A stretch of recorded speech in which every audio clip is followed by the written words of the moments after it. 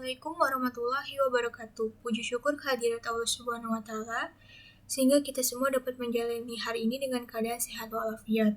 Pertama-tama, saya ingin ucapkan terima kasih kepada Pak Sutrisna selaku dosen pengampu mata kuliah Lembaga Keuangan dan Vintage, sehingga saya pada kesempatan ini dapat menjelaskan dan mempresentasikan materi perkuliahan berjudul asuransi. Perkenalkan, nama saya Heldiawati Juliana dengan NIM 213100030 yang merupakan mahasiswa semester 6 kelas C, Prodi Manajemen Bisnis Syariah.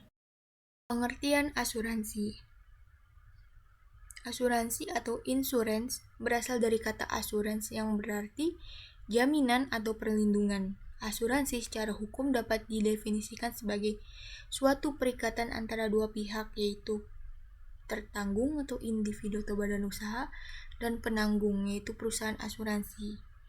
Penanggung ini mengikatkan diri untuk memberikan ganti rugi kepada tertanggung bila terjadi peristiwa atau musibah yang dijamin dalam polis.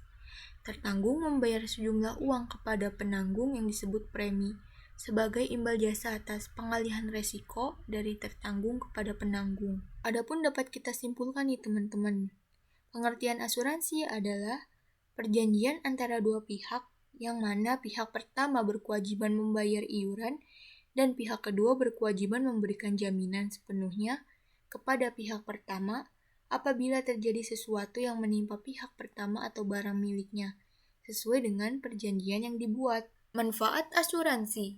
Yang pertama, memberikan rasa aman dan perlindungan.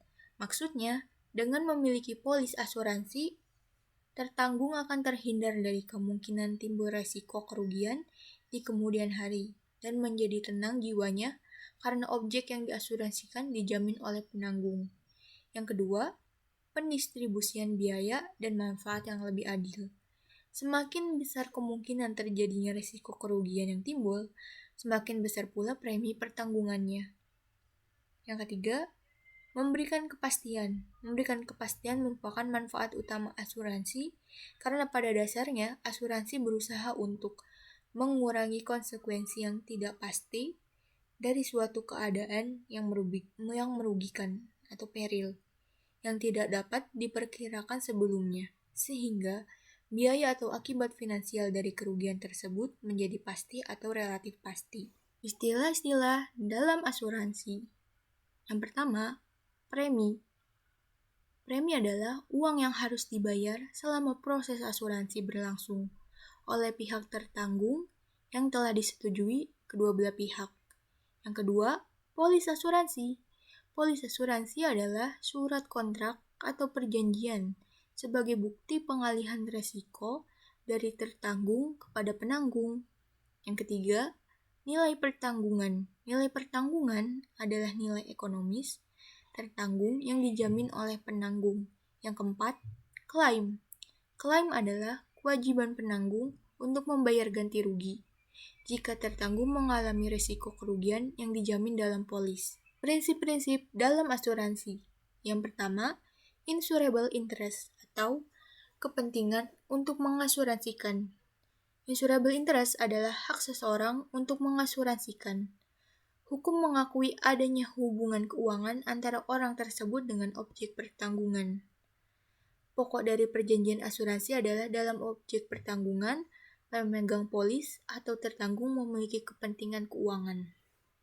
Nah, insurable interest ini muncul karena satu, kepemilikan terhadap tanggung gugat seseorang kepada pihak lain dalam hal terjadi kelalaian, harta benda atau hak. Yang kedua, suatu kontrak. Hukum mengakui adanya hubungan antara satu pihak dengan harta benda atau tertanggung jawab yang menjadi inti perjanjian. Yang kedua, ada utmost good faith atau itikat yang terbaik. Utmost good faith adalah suatu kewajiban yang positif dari tertanggung yang dengan sukarela menyampaikan seluruh fakta yang sifatnya penting, lengkap, dan akurat atas suatu resiko yang sedang diminta untuk diasuransikan, baik diminta ataupun tidak.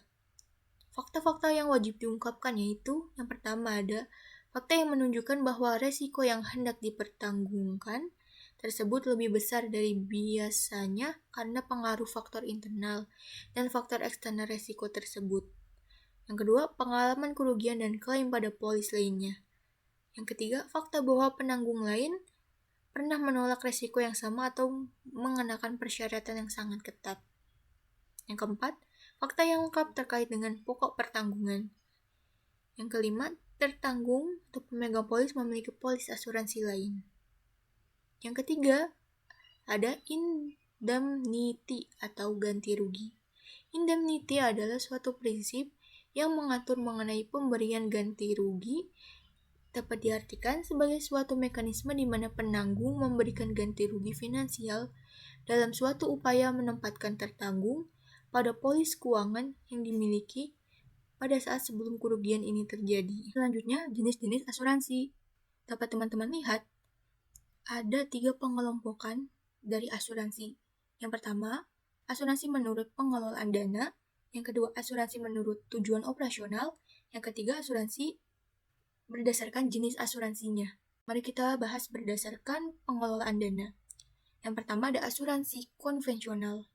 Asuransi konvensional adalah asuransi yang lebih mengedepankan prinsip jual beli resiko atau transfer risk. Artinya, premi yang dibayarkan tertanggung bertujuan untuk mengalihkan resiko ekonomis ke perusahaan asuransi. Yang kedua ada asuransi syariah.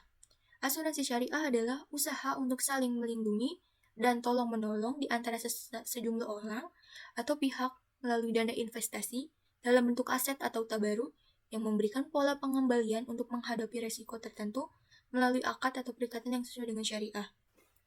Adapun berdasarkan tujuan operasional, yang pertama ada asuransi komersial.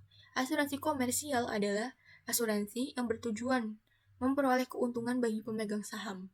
Asuransi jenis ini dilakukan oleh perusahaan asuransi swasta nasional, perusahaan swasta kerjasama antara nasional dan luar negeri atau joint venture, ataupun perusahaan negara atau BUMN. Perusahaan ini dapat menganut prinsip konvensional atau prinsip syariah. Yang kedua ada asuransi sosial. Asuransi sosial adalah asuransi yang menyediakan jaminan sosial bagi anggota masyarakat yang dibentuk oleh pemerintah berdasarkan peraturan-peraturan yang mengatur hubungan antara pihak asuransi dengan seluruh golongan masyarakat. Tujuan asuransi sosial ini meningkatkan kesejahteraan masyarakat, terutama para pegawai dan pensiunan. Adapun asuransi sosial di Indonesia, mungkin teman-teman pernah dengar. Yang pertama ada TESPEN atau Tabungan dan Asuransi Pegawai Negeri. Nah, TESPEN ini didirikan untuk memberikan jaminan pensiun sekaligus asuransi kematian. Program ini diperluas dengan pensiunan hari tua, ahli waris, dan cacat untuk pegawai negeri sipil. Selanjutnya, teman-teman juga pasti pernah mendengar ada BPJS Kesehatan. BPJS Kesehatan ini adalah badan hukum publik yang dibentuk untuk menyelenggarakan program jaminan kesehatan sebagaimana dimaksud dalam Undang-Undang Nomor 24 Tahun 2011 tentang Badan Penyelenggara Jaminan Sosial atau BPJS Kesehatan bertujuan untuk memberikan pemeliharaan dan pelayanan kesehatan yang optimal bagi penduduk. Yang ketiga, berdasarkan jenis asuransinya. Yang pertama ada asuransi jiwa. Asuransi jiwa adalah asuransi dengan objek pertanggungannya berupa orang, dan yang dipertanggungkan adalah kehidupan seseorang. Selain jiwa, jaminan dapat diperluas dengan kesehatan, serta kecelakaan. Asuransi ini memberikan jaminan perlindungan dalam bentuk pengalihan resiko keuangan atas meninggal atau hidupnya seseorang yang dipertanggungkan. Yang kedua ada asuransi umum. Asuransi umum adalah asuransi yang memberikan jaminan terhadap kerugian yang terjadi pada harta benda, baik harta benda yang bergerak maupun yang tidak bergerak, serta memberikan jaminan tanggung jawab hukum kepada pihak ketiga yang mengalami kerugian. Asuransi umum ini memiliki banyak varian produk, antara lain asuransi kebakaran, asuransi kendaraan bermotor, asuransi rangka kapal, asuransi perkebunan, pertanian, pesawat terbang. Cukup sekian yang dapat saya sampaikan, lebih dan kurangnya mohon dimaafkan. Wabillahi taufiq wal hidayah. Wassalamualaikum warahmatullahi wabarakatuh. Terima kasih.